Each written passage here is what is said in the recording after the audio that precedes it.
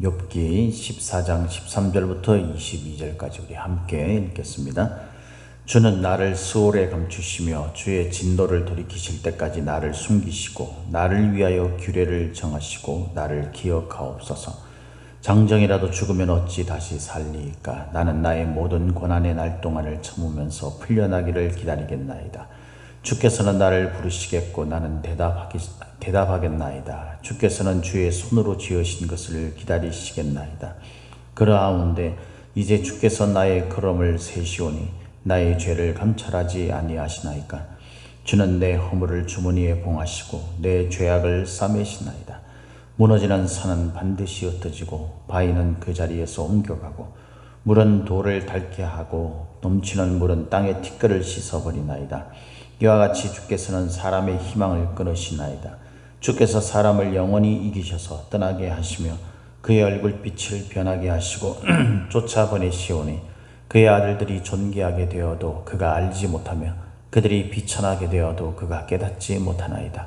다만 그의 살이 아프고 그의 영혼이 애곡할 뿐이니이다. 아멘. 오늘도 저와 여러분에게 하나님의 함께 하시는 충만하신 은혜가 임하기를 예수님의 이름으로 축복합니다. 오늘 우리가 읽은 이 말씀을 가지고 하나님을 향한 기대라는 제목으로 함께 말씀을 나누도록 하겠습니다. 욥이 그 친구들의 그런 비난과 그 정죄의 화살을 맞으면서 더욱 극심한 고통 속에서 하나님 앞에 자신을 돌아봐 달라고 호소하는 기도문을 지금 계속 우리가 보고 있죠. 욥은 하나님에 대한 신뢰가 분명하고 그 하나님으로부터 모든 일들이 이루어진다는 것에 대한 굳건한 믿음이 있었습니다. 지금도 마찬가지로 고난 가운데, 아주 심각한 고난 가운데서도 그에 대한 믿음은 흔들리지 않습니다. 확신을 가지고 있죠. 그런데 그것이 자신에게 어떤 은혜로움으로 느껴지는가에 대한 문제는 지금 굉장히 흔들리고 있는 가운데 있죠. 우리가 그 신앙생활을 하다 보면은 제가 이제 우리 성도님들 이렇게 바라보면서 성도들과 이렇게 대화를 나누고 이렇게 하다 보면 그분들이 하나님에 대한 신뢰, 하나님에 대한 믿음은요, 하나로만 갈라져요. 그게 뭐냐면은 나한테 소위 세상에서 말하는 그 이 복을 주느냐 마느냐, 그것에 따라서 하나님이 계시냐 계시지 않냐에 대한 그 분명한 그 구분이 나타납니다. 그러니까 나한테 복을 주시면 하나님이 계신 거고, 나한테 복을 주지 않는 것 같이 느껴지면 하나님이 계시지 않는 것처럼 느껴지는 거죠. 우리가 알아야 되는 건 하나님은 공의로운 심판자이십니다. 그죠? 그래서 우리에게 복을 주시는 하나님이신 동시에 우리를 심판하시는 하나님이시기도 하신 거죠. 그것을 같이 우리가 이렇게 받아들이고 같이 믿고 있으면 우리에게 소위 세상이 말하는 그런 복이 임하는 것도 하나님에 의해서고, 우리가 고난을 당하는 것도 하나님에 의해서라는 것을 욥처럼 믿어요. 그게 흔들리지 않는 거죠. 단지 하나님이 왜 나에게 이렇게 하셨는가, 그래서 그 하나님이 뭔가 나에게 지금 부당한 일을 하고 계시다라는 데 대한 어떤 흔들림, 이것은 그런 불평, 이 부정은 얼마든지 사람들이 연약한 존재 아닙니까? 그러다 보니까 심각한 고난을 만났을 때, 그때는 우리가 하나님의 선하심과 의로우심, 은혜로움, 이것들을 처음부터 깨닫는다. 이것은 사람으로서는 사실 하기가 매우 어려운 거죠. 사람이라면 누구든지, 거기에 뭐 욥도 포함되고 아브라함도 포함되고 모세도, 그리고 다윗도 다 포함되잖아요. 오직 인간의 어떤 몸을 가지고 있는 그런 존재는 예수님을 제외한, 하나님의 아들이신, 이위 되시는 성자 예수 그리스도를 제외한 모든 인간은요, 그가 아무리 신실한 믿음 가운데 있다 할지라도 심각한 고난을 만났을 때에 은혜로우신 하나님, 이 하나님에 대해서 이 흔들림을 가지는 것은 당연한 거예요. 그런데 하나님이 계시냐 계시지 않느냐, 그 하나님이 심판 하나님이시라는 것을 믿는다면 내가 하나님을 떠났어도 살 수 없다라는 것을, 내가 지금 이 고난 가운데 하나님 앞에 서 있는 것도 괴로운 일이지만 하나님을 떠나서도 살 수 없다라는 것을 인정을 하게 되죠. 근데 제가 성도들을 만나서 얘기를 해보면 그들이 고난을 만났을 때, 우리 성도들이 고난을 만났을 때요, 놀랍게 이런 그 욥과 같은 흔들림, 그런 어떤 의심, 이런 것들에 빠져드는 게 아니라 근본적으로 하나님을 떠나느냐 마느냐, 이것에 대한 흔들림을 가지고 있다는 점에서 매우 놀랍습니다. 우리가 하나님을 이렇게 소홀하게 여기고 그렇게 자신들의 어떤 삶에 집중해서 사는 그런 연약한 믿음 가운데 있을 수는 있지만요, 하나님이 계신가 안 계신가에 대한 근본적인 질문, 이 질문에 대해서는 우리가 좀 굳건한 믿음을 가지고 있어야 돼요. 물론 우리가 이 하박국이라든가 이런 데 보면은 우리가 근본적으로 하나님의 존재에 대한, 실존에 대한 어떤 의심이 드는 그런 경우도 종종 있을 수 있지만, 그럼에도 불구하고 그 말씀들을 앞뒤 문맥을 잘 읽어보면 하나님의 존재, 실존에 대한 의심을 가진 것은 아니거든요. 욥은 지금 그것을 말하는 겁니다. 하나님은 분명히 존재하고 계신다. 근데 왜 나에게 이렇게 내가 이런 억울한 일을 당하도록 하나님께서 이렇게 나를 징계하시는가? 내가 아무리 생각해봐도 내가 하나님 앞에 범죄하여서 이 심판을 받는 그런 것은 내가 하지 않은 것 같다. 이런 이제 고백들을 계속 지금 하고 있는 겁니다. 그래서 오늘 본문은 두 부분으로 나눠지는데 13절에서 17절까지는 하나님을 향한 기대를 말하는 거죠. 하나님을 향해서 거는 성도들의 일반적인 기대예요.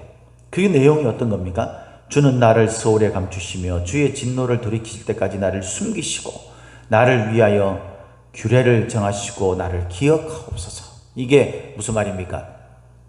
내가 지금 이런 고통, 지옥 같은 고통을 이렇게 지나는 이 시간 동안에 하나님이 진노까지 더해져 가지고 내가 너무 괴롭다라는 거죠. 그러니까 내가 이런 고난의 시간을 지날 때에는 좀 하나님이 좀 나를 이렇게 향한 그런 진노의 얼굴빛, 이런 것들이 비춰지지 않도록 좀 해주시면 안 되겠습니까? 이 터널을 지날 때까지는 좀 나를 따뜻하게 좀 품어주시고 이러면 안 되겠습니까? 이런 의미예요, 이게.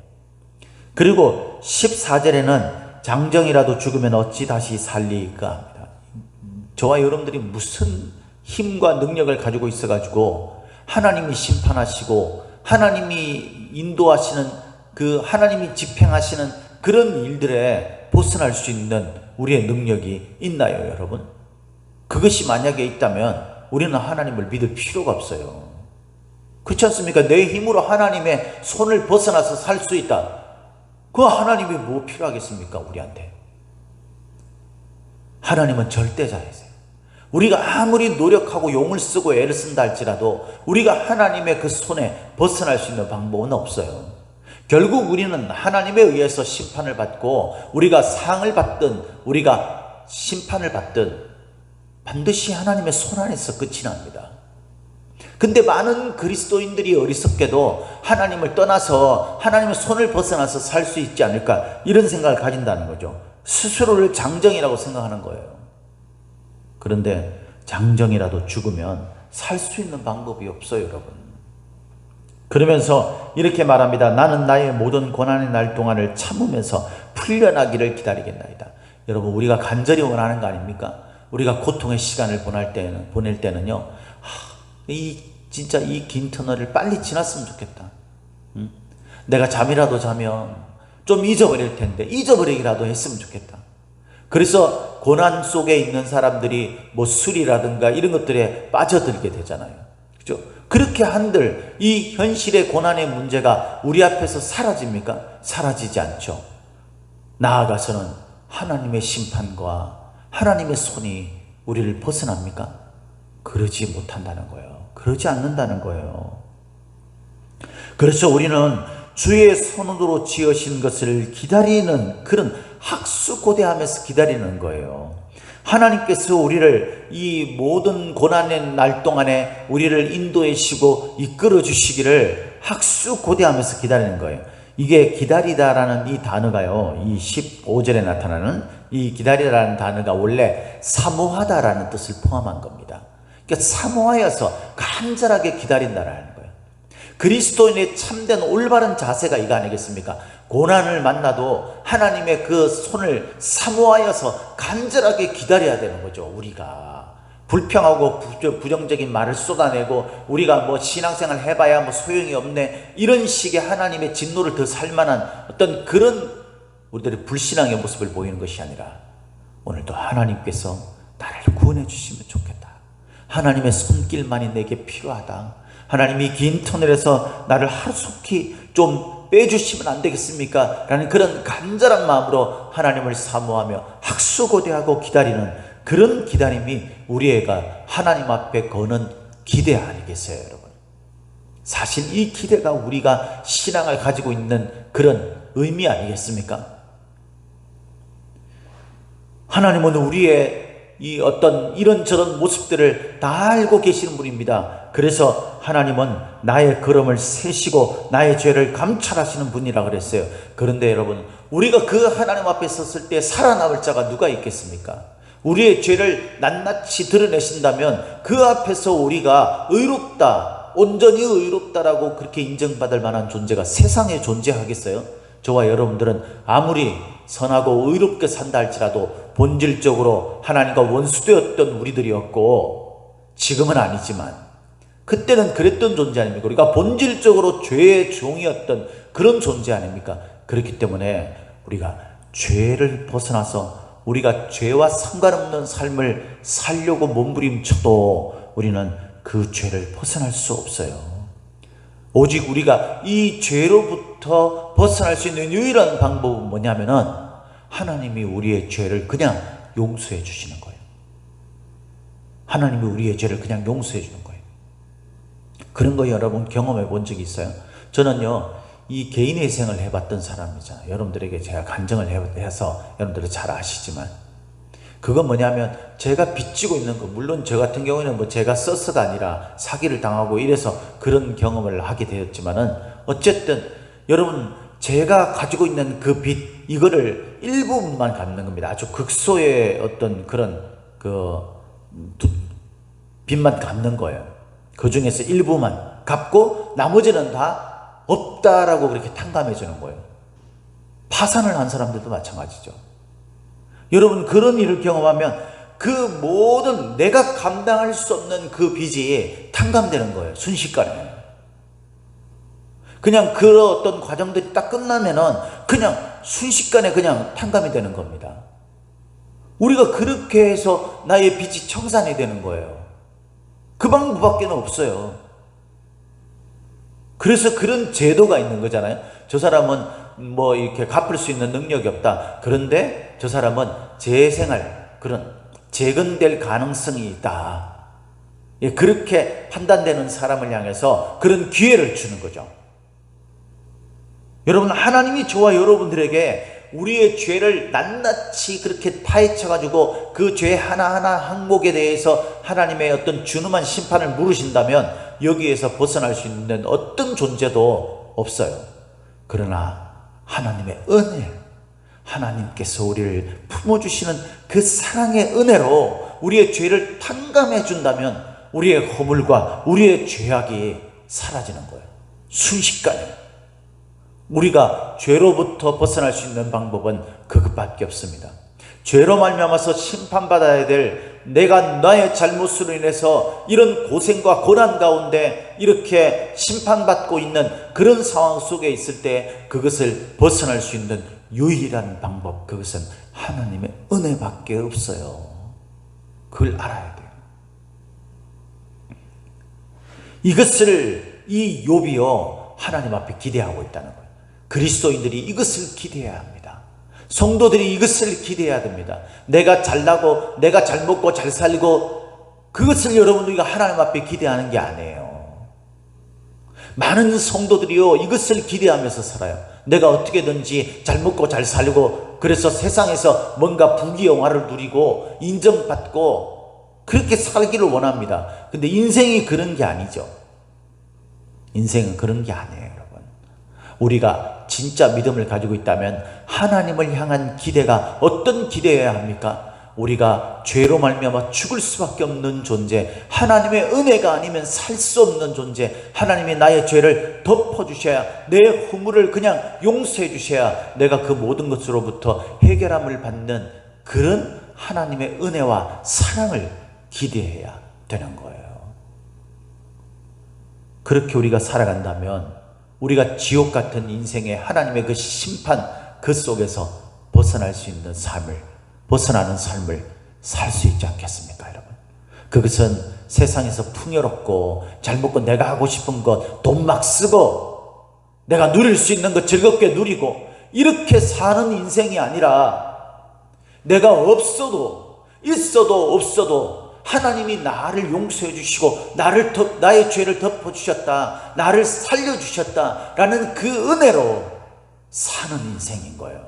그래서 그는 어떤 상황 속에서든지 감사가 있고 기쁨이 있고 그런 것이 있는 거죠. 놀랍지 않습니까, 여러분? 뭐가 있어야 행복한 사람이 우리가 어떻게 행복을 누리면서 살 수 있겠어요? 없는데 현실에 여러분들이 기대하고 원하면 다 척척 생깁니까? 그럼 우리는 불행하며 사는 거예요. 수많은 시간 동안에 우리가 이 인생을, 하나님이 부여하신 이 귀한 인생을 살아가는데 왜 스스로 불행하다고 느끼고 왜 불평과 부정 속에 살아갑니까? 하나님이 나의 죄를 용서해 주시고 나를 다시 살려주시고 지옥 같은 그 고난, 그 하나님의 심판 앞에서 우리가 벗어날 수 있게 해주셨다라는 그 자체만으로 우리가 하나님 앞에 감사하면서 은혜를 누리면서 살 수 있어요. 내가 작은 것에서 하나님이 주신 은혜라고 느끼면 그 은혜가 우리 마음속에 만족과 기쁨과 평안을, 자유를 줍니다. 욥이 그렇게 하는데 현실의 문제가 그렇지 않잖아요. 지금 욥이 그런 하나님을 향한 기대를 가지고 있는데 현실의 문제가 상상할 수 없는 그런 고난이 있어요. 그래서 두 번째 달리기 18절부터 22절까지인데 이제 인생의 그 고난이 얼마나 비극적이고 고통스러운지, 인생의 삶이라는 것이 얼마나 힘들고 지옥 같은 삶인지 그것을 이제 이야기를 하는 거죠. 무너지는 산은 반드시 흩어지고, 이게 뭡니까? 산도 무너진다는 거예요. 바위도 자리를 옮겨진다는 거예요. 그러니까 세상에 존재할 어떤 것도 없다라는 겁니다. 굳건하게 굳세게 서 있을 세상에 어떤 것도 없다는 거예요. 잘 먹고 잘 살아도 언젠가는 죽게 되고 그 죽게 된 이후에 하나님의 심판 앞에 서게 됩니다. 그리고 그는 세상에서는 도저히 맛볼 수 없는, 말로 형언할 수 없는 비극적 영원한 영벌의 삶을 살게 되는 거예요. 불쌍하지 않습니까, 여러분? 왜 우리가 그런 삶을 동경하면서 살아야 합니까? 믿음을 가지고 있다면. 하나님은 사람이 아무리 세상 속에서 신앙 없는 긍정적 희망을 품고 있다고 할지라도 그것을 끊어버리시는 분이시라고 말하죠. 19절에 보니까 사람의 희망을 끊으시나이다. 20절은 죽음에 관해서 말하는 거예요. 얼굴빛을 변하게 하시고라는 것은 이제 사람이 얼굴이 죽으면 이제 얼굴빛이 창백하게 바뀌어지게 되잖아요. 그죠? 그리고 21절은요, 지금 우리가 우리 자녀들을 어떻게든 잘되게 해보려고 발버둥치면서 몸부림치면서 그렇게 우리가 애쓰지만 죽고 난 다음에 우리의 자녀들이 존귀하게 되는지 비천하게 되는지 알지도 못한다라고. 죽고 난 다음에 알 수가 없어요. 그러니까 살아있을 때에 어떻게든 이 자녀들이 잘 살 수 있도록, 편안하게 좀 자유롭게 살 수 있도록, 누리면서 살 수 있도록 그렇게 해준다고요? 여러분, 우리가 그렇게 몸부림쳐서 그 자녀들이 죽을 때까지 그런 삶을 살 수 있을 것 같습니까? 그들도 우리의 인생의 풍파를 만난 것처럼 동일한 그런 세상의 인생의 풍파를 만날 거예요. 그때 우리가 이기고 견뎌냈던 것은 오직 주님을 향한 희망, 주님을 향한 믿음, 주님의 은혜로 나를 덮어주시는 그것으로 우리가 살아났던 것처럼 우리의 자녀도 그렇게 살아날 수 있는 방법밖에는 없어요. 그래서 자녀들에게 우리가 가르쳐 줄 것이 있다면 그것만 가르쳐 줘야 되는 거예요. 사실은 그래서 우리가 없어도, 그래서 우리가 부모로서 그들의 그늘이 되어주고 울타리가 되어주지 못해도 그 자녀가 스스로 주님을 울타리 삼고 주님을 그늘 삼아서 험한 세상 살다가 주님이 나를 부르실 때에 내가 주님 앞에서 심판받고 내가 주님을 다행히 믿기 때문에 내가 믿는 믿음으로 주님이 주시는 상을 받고 면류관을 쓰고 영원한 생명에 가는 것처럼 우리의 자녀들도 그들이 주님을 믿기 때문에 주님이 부르시는 그날에 주님 앞에 상을 받고 면류관 쓰고 영원한 생명으로 나가게 되는 거예요. 사랑하는 성도 여러분, 저와 여러분들이 오늘도 우리가 믿는 그 믿음이라는 것이 뭡니까? 내가 믿음을 가지고 있다는 것이 뭐예요? 결국 우리가 하나님을 향해서 거는 기대가 뭡니까? 세상에서 잘 먹고 잘 사는 것이 되지 않기를 바랍니다. 세상에서 잘 먹고 잘 사는 것, 그것으로 하나님이 나에게 은혜를 베풀었다라고 말하지 말기를 바랍니다. 하나님은 그런 은혜를 베푸시는 분이 아니에요. 물론 그것도 하나님의 은혜겠죠. 그러나 여러분, 하나님의 은혜는 그게 아니라 우리가 죄로 말미암아 죽을 수밖에 없는 인생이고 영원한 형벌, 그 심판으로 나갈 수밖에 없는 인생이지만 하나님이 그 죄를 은혜로 덮으시고 품어주시고 허물을 덮어주시고 용서해 주시고 그러셨다는 그 이유만으로 우리가 다시 살게 되었고 영원한 생명으로 우리가 가게 되었고 이 세상에서도 주님 나와 함께 하시는 그것 때문에 세상에 뭐 물질이 있어도 없어도 하나님 앞에 감사와 자유와 평안을 누리며 살 수 있다. 그것이, 그래서 우리가 그 하나님이 기뻐하시는 삶을 최선을 다해서 나에게 준 삶으로 살아가는 것, 그것이 하나님을 향한 우리의 기대가 되어야 될 줄로 믿습니다. 오늘도 이런 하나님을 향한 올바른 믿음의 기대를 가지고 우리에게 주어진 삶에 우리가 열심히 믿음의 삶으로 살아가는 저와 여러분들 되시기를 예수님의 이름으로 축복합니다. 축복합니다.